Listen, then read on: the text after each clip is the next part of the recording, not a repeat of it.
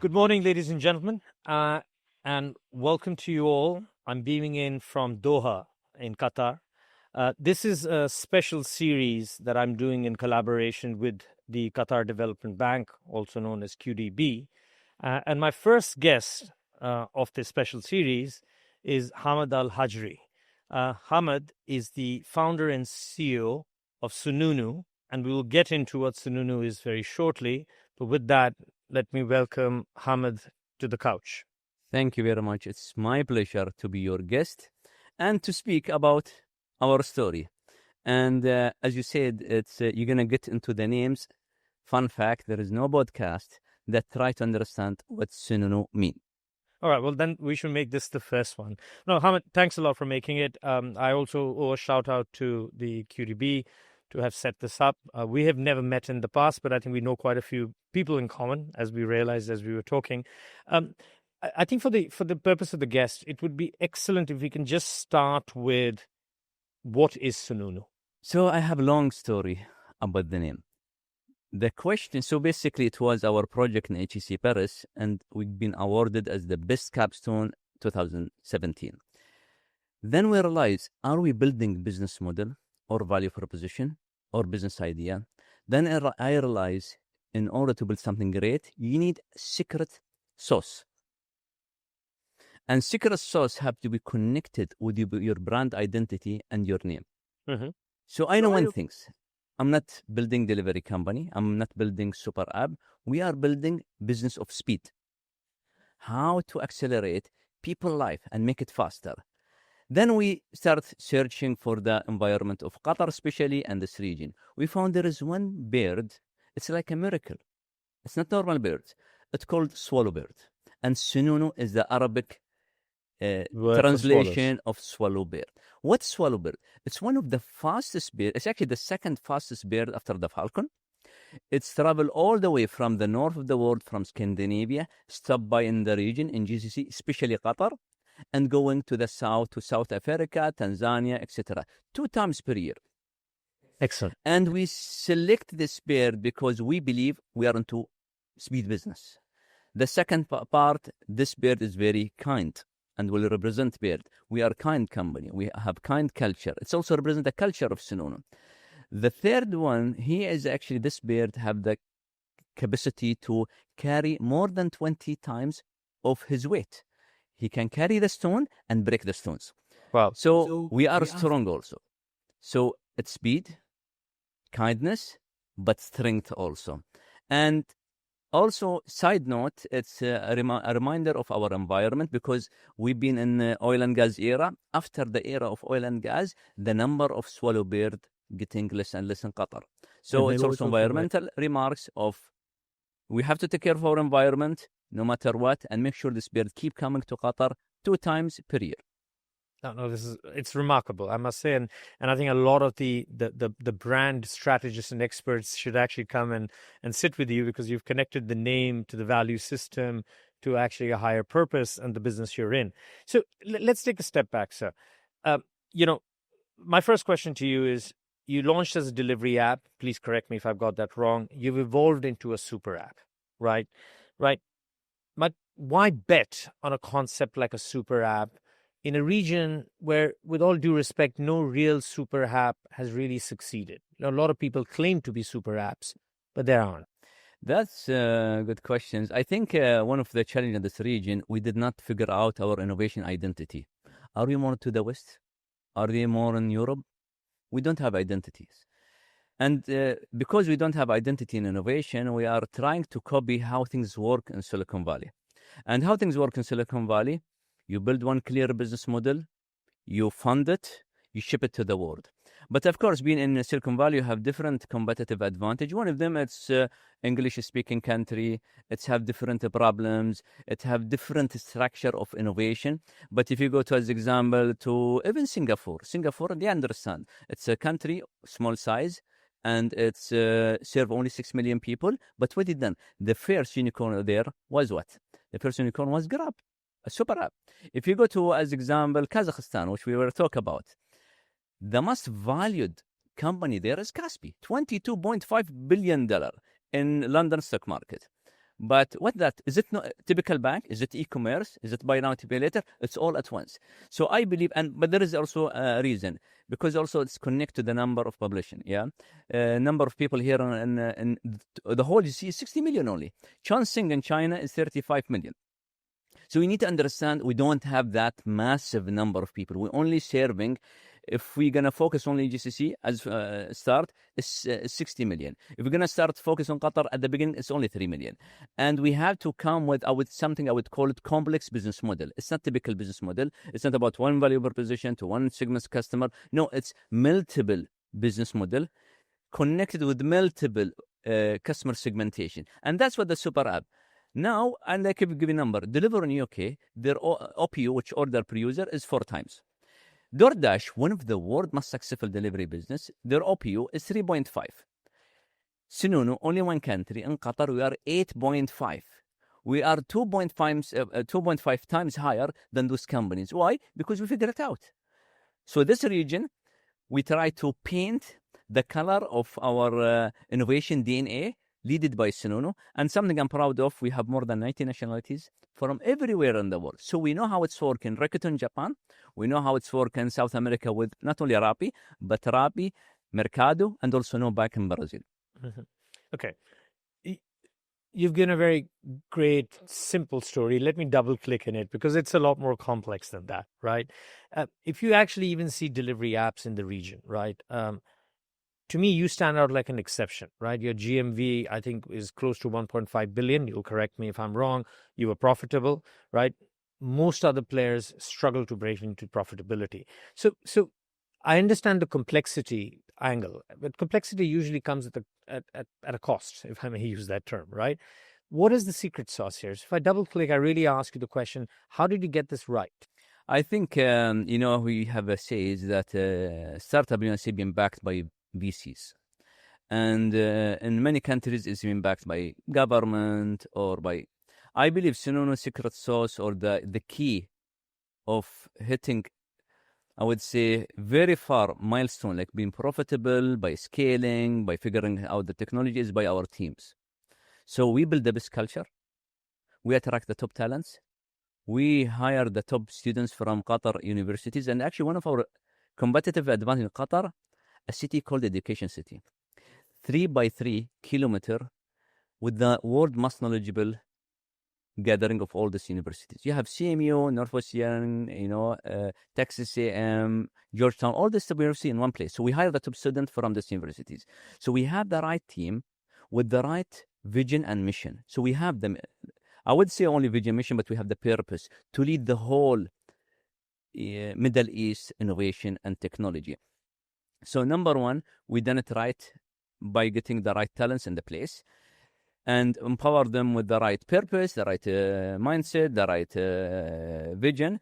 But the second part, I would say we understand the customer better than another company. So we give them the service they are looking to have. We give them one of the third one is we followed Netflix when it's come to level of engineering work. So there is something that Steve Jobs keep mentioning. Yeah, what is your craftsman level? Is it like outstanding craftsman work? If you open our app, the front end job is being done by the top talents as front end engineer. All of them get paid very high. When we are one of the highest paid when it's come to engineer. We bring the top talents, and it's native language. The other players are not native, by the way, are Flutter React native. So we use the top language. We use the top engineer, and we have the top language. The top engineer, you're gonna hit the first milestone, usabilities. So your usabilities is high. Then you have the second part, the discovery. Similar to Netflix, we empower our technology with AI, machine learning, agnetic AI. We have more than 37 between AI, machine learning, and agnetic AI. So you have this level of deep tech technology power our innovation as well. The third one is also I would say the Ultra app experience. If you go to the gifting, you're gonna see there is gifting experience. You don't need to know the address of the person you send the gift. Yeah, you just need to click the number. You're gonna get WhatsApp automation, and he can basically put his location.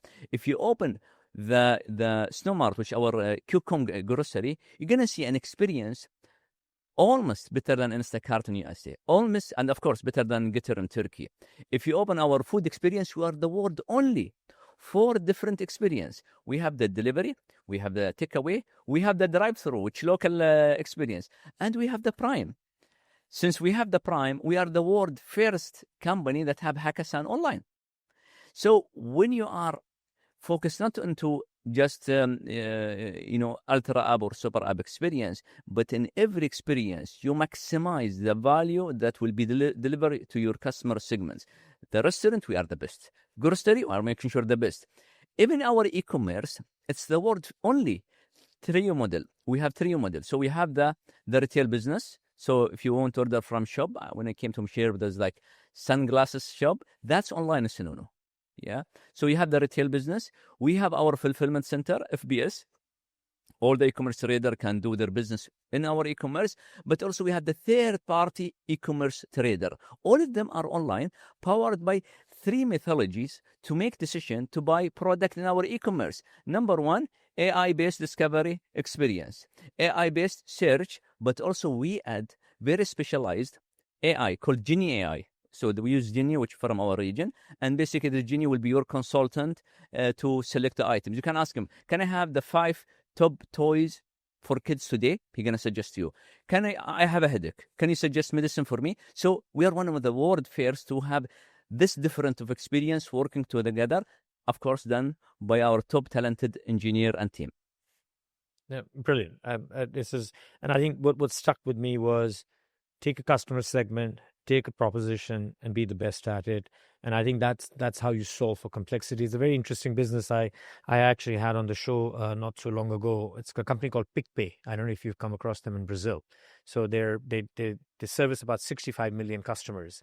They actually we hired from them also. You did, right? Well, it's like for elections and Snoonu. I'll let Eduardo speak to you about if he's happy about that. Yeah. But I think what was quite interesting is that he said they have 16 business units. And literally each of these business units are innovating and running their businesses themselves. I'm not trying to compare you with them, but this if I may use the word, this obsession for excellence is I think is very, very important. Hamad, I'm going to take a step back, right? We're going to take a little bit more of a global perspective. I want to hear your views. Globally, super apps have, as you mentioned, Grab have, and, obviously China led with WeChat and Alipay. You mentioned Rappi, Kaspi, so on and so forth, Gojek, right?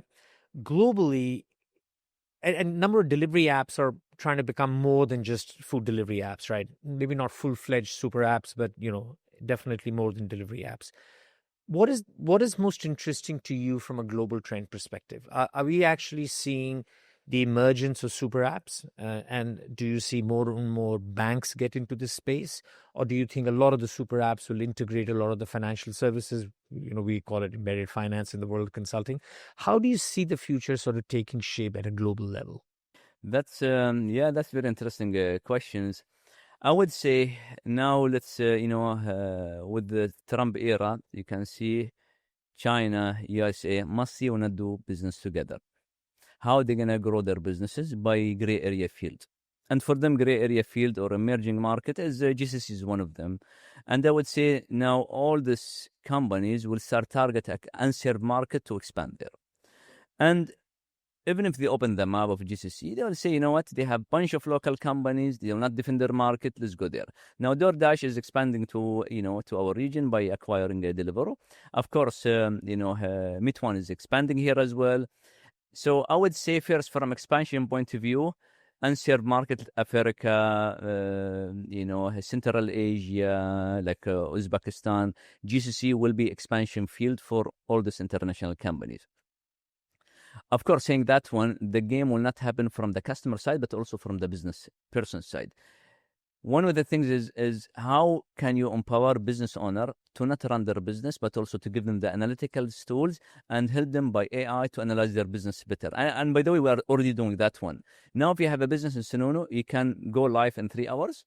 You can use the AI to recommend you what is kind of performance or commercial advices you can have. And you can basically also, invest on your marketing. You can put 5,000 Qatar Riyal or 10,000, and the AI will select the right customer to see your product. So the ROI from the marketing will be very high for you. So yeah, I would say first expansion on emerging market. The battlefield will be definitely there. No one will go to China. No one will go to USA. It's already like the cup is full already there. The second one, who will play nicely with the AI? So whoever figure out how to maximize their craftsman of their product with the AI will be the market leader. I think it's a good question. Like, is it bank will win the game? Is it delivery will win the game? I think the bank, usually there is something called the competitive advantage of the last mover. Banks is so old, our business is very new. The oldest company in our field is 10 years old. While banks is 50, 60 years. They are already very heavyweight giant, are like slow and very fast, pace world.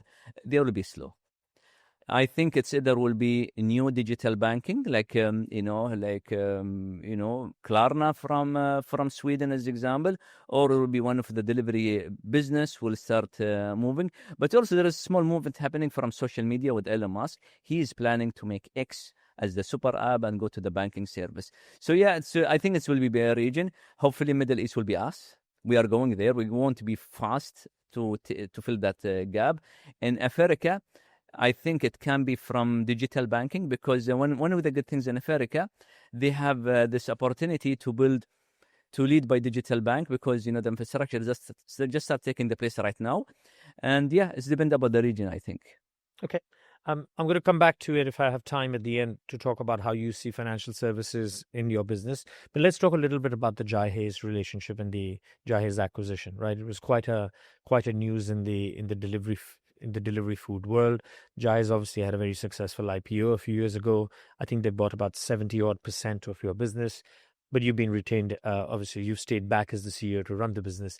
Tell me the before and after of Jahez. Yeah, that's actually so. What's happened exactly before Jahez deal? I have the offer of closing Series C with the well-known global VCs. So I have it. We were about to announce closing Series C with our friends, Shuruk partner. Okay. Which I respect them, but I realize, this is consolidation point happening. We definitely have to unite all the companies in GCC and Middle East because, again, Chinese or American or Western will come here and you have to build one global champion from this region. Then I started having a conversation with Jahez. They approached me and I found that we have the same vision. The most important thing in M&A is merging acquisition is to have the same culture, same vision, same mission. We all have the same. So the deal structure was quite good for both. They purchased 75% of Snoonu. They basically give me shares also in Jahez, the mother company. I will be the international CEO of Jahez. So anything out of Saudi Arabia will be under me. Mm-hmm. We will expand, and they close Series C for Snoonu with $20 million, and we're going to expand to new country by Snoonu as Qatari brand. So that's very good deal for Snoonu as Qatari company. Especially, it's the biggest ever cash-on-cash deal in startup in this region. There is no 1 billion Qatar Riyal cash in this region. There was Kareem, but it was share swapping, and it was not cash on cash. So yeah, it was good opportunity, and basically Jahez is transforming. I would say the relationship between Snoonu and Jahez, it's like Instagram and Meta. They are like the Facebook of the region. They done a very good exit. And now they became the investor of the region. Now they did not invest on Snoonu. They invested also on other 7 companies. And all of them being very successful. And yeah, so they became the, I would say the delivery hero of the region, the meat of the region, the alphabet of the region. And we're going to be the global innovation engine to conquer new market. Today, our eyes on the Middle East. But tomorrow, maybe it's China. Maybe it's USA. We definitely have ambition. Excellent. You talk about talk about expansion. We talked briefly. You mentioned you've expanded into Kazakhstan, right? Very interesting country for a number of reasons. Again, I've been exposed to Kaspi a little bit and the Kazakh, at least the Kazakh banking ecosystem. How come you chose Kazakhstan, and how has it been competing in Kazakhstan? Because I'm assuming you take on Kaspi head on. So basically, what we have there is basically our engineering office. We did not expand operationally. Okay. Yeah. First thing is my co-founder and my wife, she's from Kazakhstan. Okay. Yeah. And basically, she told me first about Kaspi. Then I had the first meeting with the first Kaspi guy, and he was very talented person. I realized the people in Kazakhstan, they are super talented. And someone told me, explain Kazakh in few words. I said, they have the creativities of Russians. They have the discipline of Chinese. And they have the hospitality, the character, the hospitalities, the welcoming of, Kazakh people. They are nomad like us. I'm from nomad family as well, as Bedouin. So they have the same character of Qataris in some area, but it's very mixed special talents that I found on these people. And yeah, we have more than, actually it's the most spoken language, in Snoonu. We have more than 150 there. And when they start moving to Qatar, they fit our culture here. I found basically not only Kazakhstan, I found CIS overall, like Kazakh, Russian, Uzbek, Tajik, plus some area in East Europe, plus South American. They almost like Brazilian, Colombian. Somehow we can work together, we can understand each other. We have the same fundamental, the same, I would say the same lifestyle, culturally. Family come first, honor the friends, fight for your dream, have a purpose, don't focus quick win, be long term. I can give example. One of the things that how many people left me from these countries, like last 5 years, maybe none. Very loyal to the companies. So yeah, and we have great people there, and we're expanding our offices there. So Kazakh is an operations play. So is Pakistan, I assume. It's our engineering team in basically Kazakhstan, and in Kazakhstan we have our operation team. So basically they they follow up with the driver, they follow with our operation, and Pakistan also been well established center for operation in e-commerce due to many reasons. Careem back office was there, Food Panda office was there, Daraz, which was there. So there is many companies that establish the ecosystem of back office for e-commerce companies. Okay. So the question then is expansion. What's next then? So yeah, basically we're gonna expand on GCC first. Okay. The second, we're gonna find anchor market, which we're already targeting. It will be either Iraq or Egypt or Algeria. We are looking for 40 to 50 million starting a number of citizens in the country, and but definitely we are not expanding as Snoonu only. We're expanding as white label technology. So there is 3 countries that actually been run their business by us. So I would say I'm more excited about I would call it PaaS, platform as a service, than expanding Snoonu by itself. So PaaS will be the future. In many countries, I would say they want to protect their data. They want to protect their customer. They want to protect their country. They're going to face issue. Chinese is coming. USA is coming. European is coming. Everyone's coming. On the other side, we're going to come as soft power. We're going to say, you know what? We're going to give you the technology. Just build your company, invest on this pool, and that's it. Next, in 30 days, you're going to have the best technology around the world, and you can start your own national companies. Excellent. I'm conscious of time. Here's my last question, and this is a question regarding Qatar. You started your business pre-COVID, right? You went through COVID. You went through the World Cup, right? We're now in 2025, heading into 2026. You're one of the most successful startup in Qatar, if not the most successful Qatar. Tell me, how has the ecosystem in Qatar evolved over the last 5 to 6? Yeah, we are the first company to close Series A, B, and C. And back then when we started, there was no venture capital. Today we have 7 venture capital. There was no well-known conference. Now we have Web Summit. I mean, things changed dramatically last 5 years. But of course, one of the biggest challenge that, as example, my investor was a retail investor. It's like, put $100,000 and put $200,000. We have zero venture capital in Snoonu cap table. I mean, this is our situation. So yeah, we paved the way, something I'm proud of. We built legacy. We built something great to the region from Qatar. And the beauty about it, after this exit, you have more than 100 investors became millionaire. All of them is believe now in the startup, and now they're gonna inject cash to all the startups in Qatar. What's more beautiful than this, how many employees of Snoonu became millionaire? More than 30 employees became millionaire inside Snoonu because 10% of the company owned by the employees. All of these people who came from everywhere in the world, they found now this top talents, they understand, oh, if maybe Qatar became the dream land. I came here, I work in a company called Snoonu. They done, I will say exit, the first exit, because we still target the IPO. I done the first exit with Snoonu. I became very rich person, and he's more excited to work on Snoonu and push forward also. So from financial point of view, we bring big cash to the countries. From successful story and paving the way, we done it. But what is our mentality? We did not get enough. We are not happy. We did not. I mean, that's it. I saw the team celebrating, and they say, guys, that's enough. We are not Google yet. And that's my vision always. Something I always have it as a family who is Bedouin from Qatar. Like we've been here for 100 years. Every time I take my flight, I went to Stanford, I went to Harvard, I go to USA. And I saw the great company, Google, Microsoft. Then I take my flight. I worked in Japan 3 years. Also, I finished my PhD in Japan. I went to Japan. I found they have Sony, Panasonic. And Sony, by the way, when they created the company, the first mission was, we want to make Japan well-known in innovation. You see Sony, Panasonic, Mitsubishi, all this great company. But what is the innovation company in our region? I want to take that gap.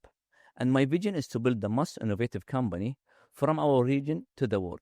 Of course, saying that one mean we need to bring more talents. Now we are 19 plus nationality. We want to hit 120. We want to take the top students from Qatar universities. We want to build more alliance in the region. Now we are with the Saudi. Future also to get more alliance. And yeah, I think this area is very nice area. I think everyone came from different countries in the world. They love this area. And we are creating jobs to bring those people also, yeah. We like all the top talent. They are coming here because we create jobs, we create stories, and yeah, we're not gonna stop. That's not enough. We want to push forward and build something great. That's very interesting, right? And if I may just add an additional question to the one in the last, I think you mentioned quite a lot of the important building blocks of an innovation ecosystem or a startup ecosystem. You mentioned capital, you mentioned talent, you obviously mentioned successful companies, and therefore people to come out of the successful companies because they branch out, right? So on and so forth. So here's the question that I think a lot of my listeners would want to know.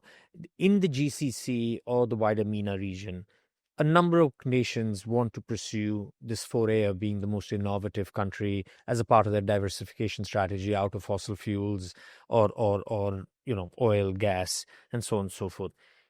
How does Qatar position itself differently to the others? That's a very good question. So one thing is we have to focus on collaboration and competing each other. Like I believe from investment, from building united companies, because the market is also considered small, but Qatar first competitive advantage, the education system.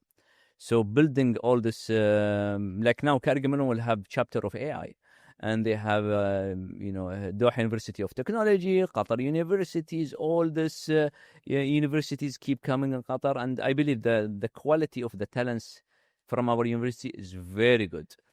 The second part, the talent setup in Qatar, it's global mindset. You have, if you go to any companies, the moment you open the door, you're going to see 50 nationalities. So you differently, innovation mean different type of people working for one mission. You cannot have the same people from the same background with the same nationalities can build innovative companies. It's impossible. I mean, I wish to find one company who can innovate without the diversity. So diversity is Qatar. So you have the education system, you have the diversities. What need right now is to fuel it with cash. So 7 VCs there. They have to be more brave. Yeah, they have to not underestimate the talents level. I believe it's need two things missing. Number one is the investment, which already there but need to take place. But that's what brings us to the second part. I think Qatar need to have great founders. That's a global founder should come to Qatar, or people who witness the success stories and start building their own startup. I just came to Om7, and the first startup they mentioned the name. He's actually a guy who actually was employees in Snoonu. And his main investor is one of the investor who exit in Snoonu. So we're gonna start seeing story coming out of Snoonu as well, and that's a legacy we want to see. And yeah, I hope that we have better quality founders. And this is a message to every dreamer, every founder around the globe. Qatar is the right place that you can build something great. Very, welcoming country. VCs is there, investor is there, connectivity. Today, you don't look to the market size. You look to the connectivity. Can I open my business here and next day I can open in South America? Sao Paulo is away by Qatar Airways 12.5 hours. Yeah, New York is there. There is 7 destinations to USA. There is, I think, more than 15 to India. You have more than 8 to China. So connectivity is high. So Qatar will be definitely the center of innovation for the world, and we are working to help this mission. No, you are definitely the poster child. Hamad, thanks a lot. You will I really appreciate taking out time this morning and joining me. It's a pleasure to have met you in person. I've obviously heard of Snoonu, and I come to Qatar quite often, so I've used your app also. But thanks for coming in. You're welcome, and it's my pleasure to be your guest. And especially, you are the first host to ask about basic questions. The name, from where it came. Oh, that's my pleasure. And to be honest with you, I should have done my research, so apologies. I didn't know it was named after the swallow. And I will dig deeper onto the word as a swallow, because I think what we've just mentioned is that the bird is actually quite incredible, but it's underestimated. Yeah, thank you very much. Thank you. Right. Thanks a lot. So, ladies and gentlemen, that was Hamad Al-Hajri, who is the founder and CEO of Snoonu, but also now the global head of international, or the international CEO for the Jahez, I guess, conglomerate of the group, which is trying to expand. We'll be back with our next episode soon. So till then, goodbye. Thank you.